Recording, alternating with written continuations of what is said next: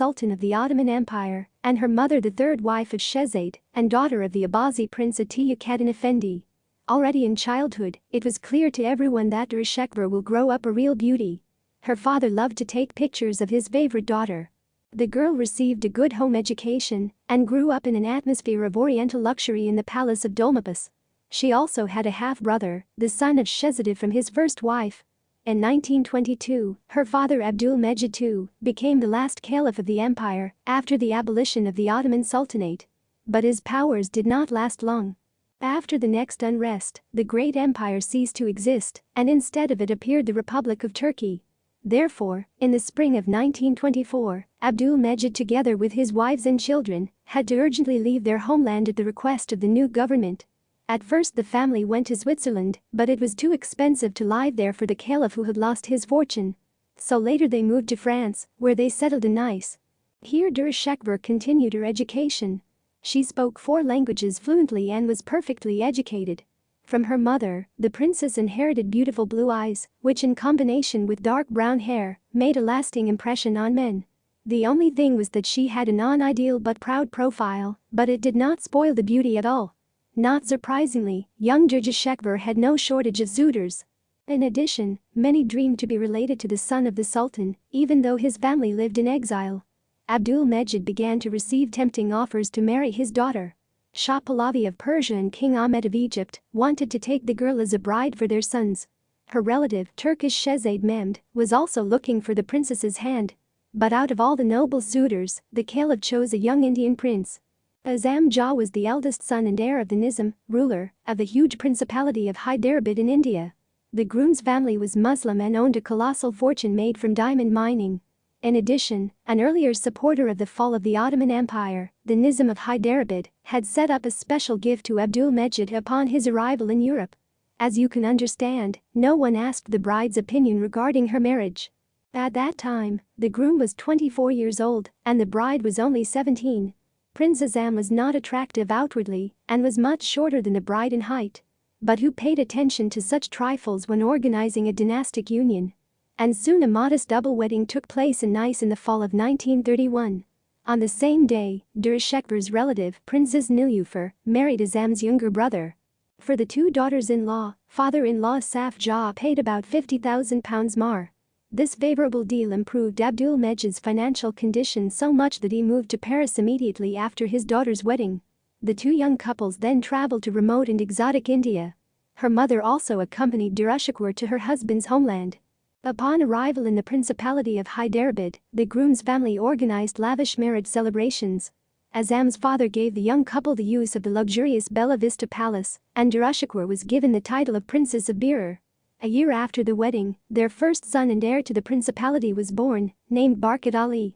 After another 6 years, the second son named Karmat Ali was born.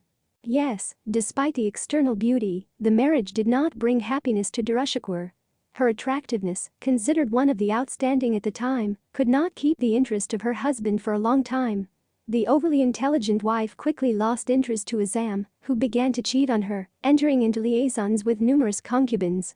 The prince from childhood was extremely spoiled, had a wayward character, and was not distinguished by great intelligence. Azam led a licentious lifestyle representative of the golden youth. He drank a lot, changed women like gloves and wasted all the money on gambling. As a true Oriental woman, Dürrüşehvar did not grumble, but simply turned a blind eye to all the hobbies of her husband. And did she love him herself? Who knows? Being charming and elegant, the Turkish princess easily won the sympathy of Indian society. She quickly learned court etiquette, learned Urdu and deftly wore Indian saris.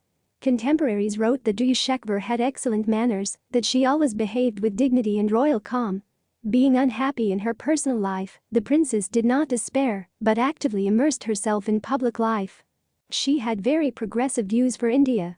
She actively advocated for women's education, supported their right to employment, and opposed the practice of wearing burqas and observing purdah, which involved the complete isolation of women within the confines of their homes.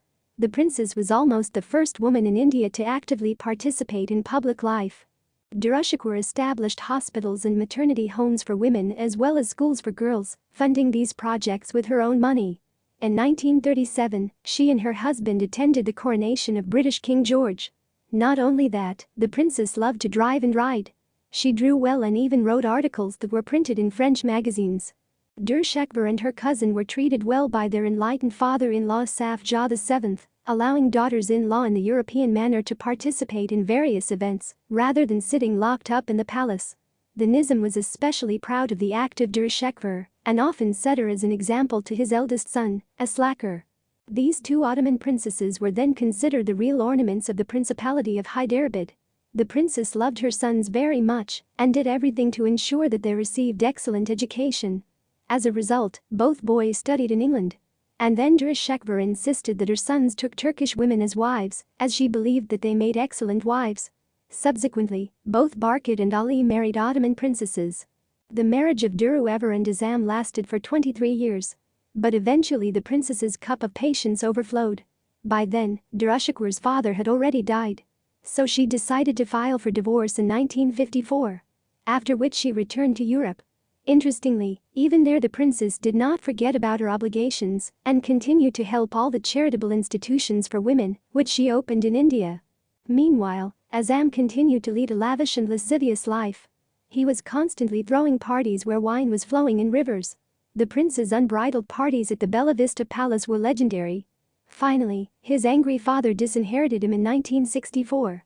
Safjah VII appointed his eldest grandson and son of Dürrüşehvar, Barkit Ali, as his heir, who became the next Nizam in 1967 after his grandfather's death. However, by then this title was already nominal, as the principality had been annexed to the rest of India. Princess Azam's husband died in 1970. Dürrüşehvar outlived him by 36 years. She settled in England and saw her sons often. The princess never married again. After Turkey declared an amnesty for women from the family of the Ottoman sultans, the princess regularly visited her homeland.